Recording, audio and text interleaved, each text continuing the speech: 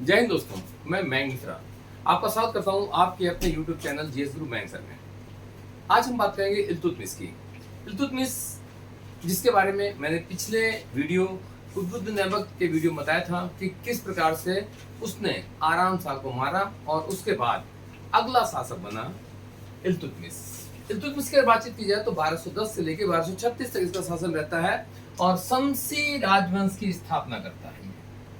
मैंने बताया था कि कुतुबुद्दीन ऐबक द्वारा कुतुबी राजवंश और अब इल्तुतमिश द्वारा शमसी राजवंश की स्थापना की जाती है। इल्तुतमिश का अगर शाब्दिक अर्थ देखा जाए तो अर्थ होता है साम्राज्य का स्वामी। इलवारी तुर्क था ये। क्वेश्चन पूछा आता है कि निम्न में से इलवारी तुर्क कौन था, तो इल्तुतमिश उसमें एक ऑप्शन होगा।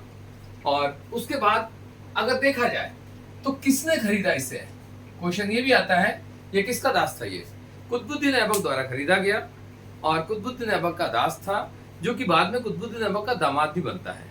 और इल्तुतमिश को ही दासों का दास भी कहा जाता है। बहुत इंपॉर्टेंट क्वेश्चन है, कई बार आ चुका है एग्जामिनेशंस में कि दासों को दास किसे कहते हैं।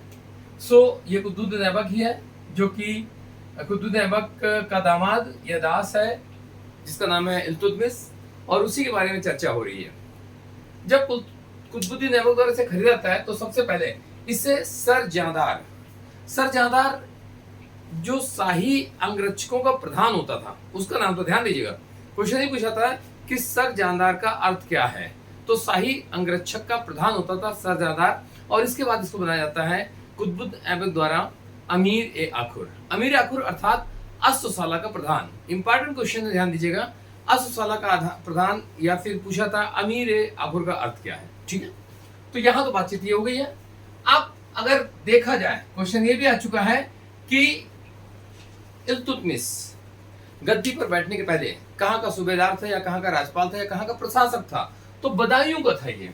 ठीक है, कुतुबुद्दीन ऐबक द्वारा इसे बदायूं में प्रशासक बनाया गया था।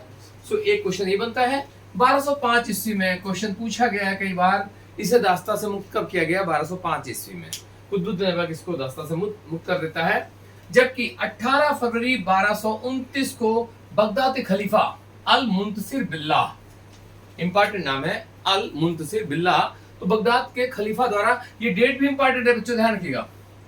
18 फरवरी 1229 ईस्वी पूछा जाता है कि किस तारीख को इसको खिलत प्रदान की गई। ठीक है, तो बगदाद खलीफा द्वारा इसे खिलत प्रदान की जाती है और उसके बाद अब ये स्वतंत्र वैध शासक बन जाता है। और साथ ही साथ एक और खास बात होती है क्या, कि इसके बाद से जो सुल्तान का पद है वो वंशानुगत भी हो जाता है। मैंने चर्चा की है यहाँ पर, इसके पहले ऐसी कंडीशन नहीं थी। ठीक है, अब यहाँ पर सुल्तान की उपाधि धारण करना दिल्ली का पहला शासक था ये। ठीक है ना, और गुलाम वंश या तुर्की वंश का वास्तविक संस्थापक किसे कहा जाता है, बहुत इंपॉर्टेंट क्वेश्चन है। एक तो बात आती है संस्थापक की, तो जो संस्थापक है वो तो कुतुबुद्दीन ऐबक को हम कहते हैं, लेकिन जब बातचीत आती है वास्तविक संस्थापक की तो नाम आता है किसका, इल्तुतमिश का। ठीक है, तो ये भी क्वेश्चन एक आपको बन गया। इसके बाद ये क्या करता है, ये अपनी राजधानी लाहौर से दिल्ली लेके आता है। ठीक है ना, मैंने बताया था यहाँ पर, देखिए आप ध्यान से, राजधानी इसने लाहौर से दिल्ली बनाई। और क्या खास काम करता है, इसके अलावा ये चांदी का टंका और तांबे का जीतल सिक्का चलाता है। चांदी का टंका, इसका वजन भी पूछा गया कई बार एग्जामिनेशन में, 175 ग्राम था। 175 ग्राम मतलब 1 ग्राम का मतलब होता है 0.0648 ग्राम। ठीक है ना, ये भी पूछा चुका है, ये भी पूछा चुका है, और ये पूछाता है कि शुद्ध अरबी के सिक्के किस पहले तुर्क शासक ने चलाए, तो ये है आपका इल्तुतमिश। ठीक है ना, तो इतनी बातचीत होती है। इसके साथ साथ ये एकता व्यवस्था भी चलाता है। अब ये एकता व्यवस्था क्या है कि यहाँ पर वेतन के बदले एक भूमि का खंड दिया जाता है, और ये उनको दिया जाता है जो भी अधिकारी वर्ग है, जो अमीर वर्ग है, यानी वो क्या करता है, उस क्षेत्र को देखता है और उससे जो उत्पादन होता है, जो राशि होती है, उससे अपने द्वारा रखे गए सैनिकों को पेमेंट कर रहा होता है। इसके साथ साथ बाकी बचा हुआ राजकोष में जमा करता है। तो एकता व्यवस्था इस तरह से शुरू की गई। ये एकता व्यवस्था की बातचीत आ रही है। ठीक है ना, अब इसके बाद हम देखते हैं तो तुर्कान चहलगानी या चालीसा का गठन किसने किया था। अब आप देख रहे हैं कि जब कुतुबुद्दीन ऐबक सुल्तान बन रहा होता है तब उसके कई प्रतिद्वंदी होते हैं, तो जाहिर सी बात है उसके मरने के बाद जब बैठता है इल्तुतमिश तो उसके भी प्रतिद्वंदी हैं, और वो इस बात को डर रहा है, वो ये समझ रहा है कि जो पहले लोग हैं कहीं ऐसा ना हो मुझे मार दें। जिस प्रकार से सिस्टम चलता चला आ रहा था पहले ही, तो इसने क्या किया कि 40 तुर्क सरदार पकड़े और एक 40सा गठन किया, मतलब उनका एक ग्रुप बनाया जिसको तुर्कान चहलगानी भी कहा गया है। समझ में आ गया? तो ये तुर्कान चहलगानी, जिसको कि बाद में समाप्त करता है बलबन। बलबन पे हम भी बातचीत कर रहा हूँ, लेकिन ये पूछा जाता है कि किसने स्थापना की थी, तो 40सा या तुर्कान चहलगानी का गठन किसने किया था? इल्तुतमिश ने किया था। 1215 ईस्वी में एल्दौज को तराइन के युद्ध में हराया। तराइन का पहला और दूसरा युद्ध तो आपने सुना है, मैं पिछले टर्म से बातचीत कर चुका हूं। अब तीसरा युद्ध ये है, तराइन का तीसरा युद्ध क्वेश्चन में आ चुका है। 1215 ईस्वी में तराइन का तीसरा युद्ध होता है। पहला दूसरा तो सब जान रहे हैं, तीसरा युद्ध भी इंपॉर्टेंट है और एल्दौज को हराया जाता है। एल्दौज कौन? जो कि पहले प्रतिद्वंदी आपको समझ में आता है, कुतुबुद्दीन ऐबक का भी था ये, और उसी बाद ये इल्तुतमिश से क्या करता है, इसको हराता है। और जो कुबाचा दूसरा प्रतिद्वंदी है कुतुबुद्दीन ऐबक का, वो भी इसका प्रतिद्वंदी हो गया, तो उसको क्या करता है ये 1217 ईस्वी में इससे लाहौर छीन लेता है और इससे कहता है समर्पण कर दे। लेकिन कुबाचा जानता है कि ये मार दिया जाएगा, इसलिए क्या करता है ये नदी में डूबकर आत्महत्या कर लेता है। क्वेश्चन ये भी आ चुका है कि निम्न में से किसने नदी में डूबकर आत्महत्या की, तो ये प्रतिद्वंदी प्रबल इसका है। तो इस प्रकार से क्या होता है कि ये अपने प्रतिद्वंदियों से मुक्त हो चुका होता है, ठीक है ना।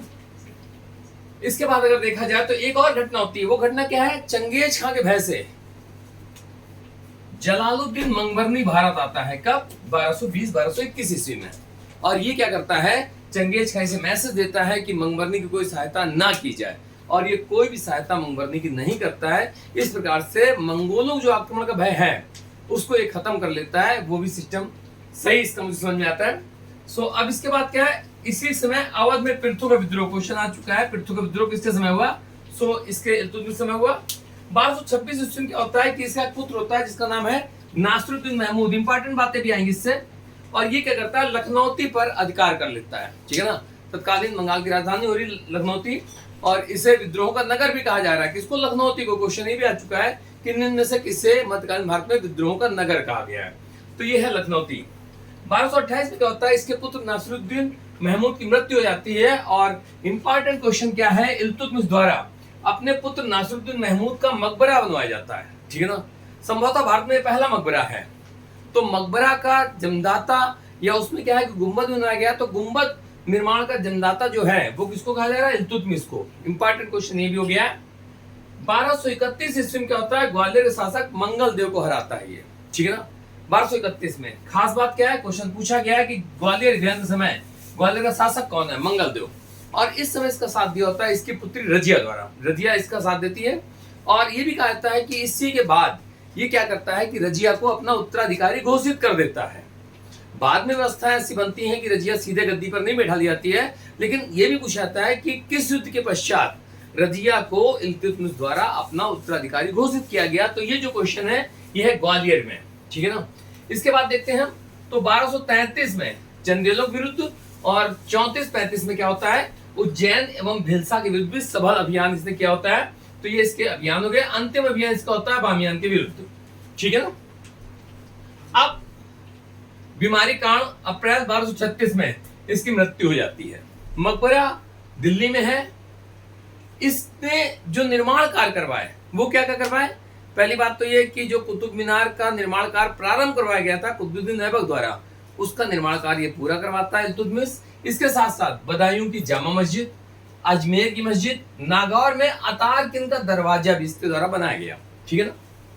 मिनहाज उल सिराज तथा मलिक ताजुद्दीन को इसने संरक्षण दिया था।